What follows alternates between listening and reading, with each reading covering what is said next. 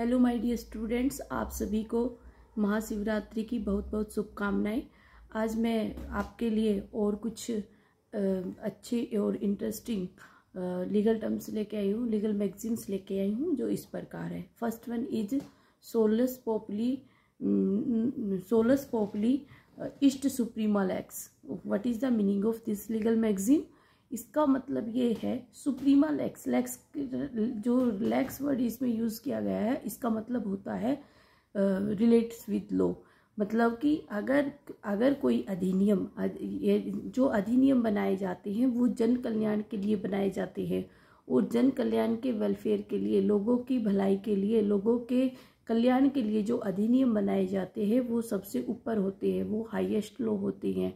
तो इस मैगजीन का मतलब क्या है? जो अधिनियम होते हैं वो कैसे होने चाहिए? वो पब्लिक पॉलिसी पे बेस्ड होने चाहिए, लोगों के जन कल्याण के लिए होना चाहिए, लोगों की भलाई के लिए होनी चाहिए, और कहीं वो उनके अगेंस्ट में नहीं होने चाहिए, लोगों के अगेंस्ट में नहीं होनी चाहिए, उनकी भलाई के लिए ही भलाई के लिए ही बनाए गए होने चाहिए।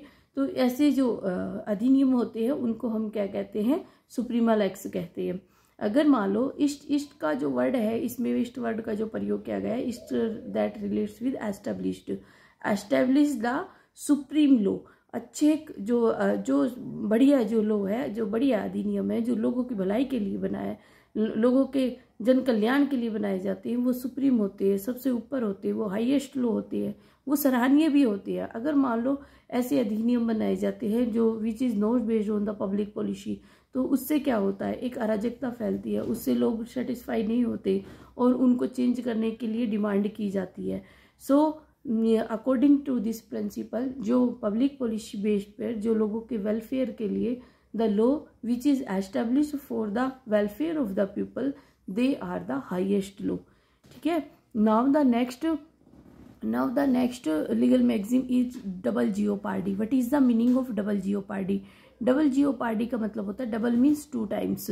Double means two times. ये भारतीय संविधान के आर्टिकल 20 में इस मैगजीन को बताया गया है, इस प्रिंसिपल को बताया गया है कि यदि कोई ऑफेंडर अपराध कर देता है तो उसको एक अपराध के लिए एक ही सजा में दी जाएगी। ये नहीं है एक ही ऑफेंस के लिए उसको दो अलग अलग बार सजा दी जाए, 2 बार सजा दी जाए फॉर द सेम ऑफेंस। इसको हम क्या कहते हैं? डबल जियोपार्डी कहते हैं। ठीक है। तो ये जो है, अगर मान लो एक कोई अपराध करता है, सपोज कीजिए अगर आप घर पे कोई फॉल्ट कर देते हो, आपके पेरेंट्स में आपकी मदर आपको अलग से डांट लगाई हुई, फिर आपके फादर अलग से डांट लगाएंगे, तो आप क्या कहते हो कि अब सभी डांट लगाओगे कि मतलब मदर ने डांट तो दिया था। तो ये क्या है? आपको भी ऐसे लगता है कि आपको 2 टाइम्स पनिशमेंट दी जा रही है। चलो, वो ये तो हमारा एक बहुत ही कॉमन सा एग्जाम्पल है, लेकिन इस चीज़ को हम लॉ में इम्प्लीमेंट करते हैं। और ये डबल जियोपार्डी जो मैगजीन है, ये कहाँ पर यूज होती है? डबल जियोपार्डी का मतलब होता है एक अपराध के लिए एक ही सजा दी जाएगी अपराधी को, भले ही वो अपराधी है, लेकिन उसके साथ भी, उसके राइट्स के साथ, उसके अधिकारों के साथ कोई हनन नहीं किया जाएगा, उसके अधिकारों का हनन नहीं किया जाएगा। उसको पनिशमेंट दी जाएगी, लेकिन सिर्फ एज पर लॉ ही दी जाएगी, उसके साथ भी कोई पार्शियलिटी नहीं की जाएगी। ठीक है।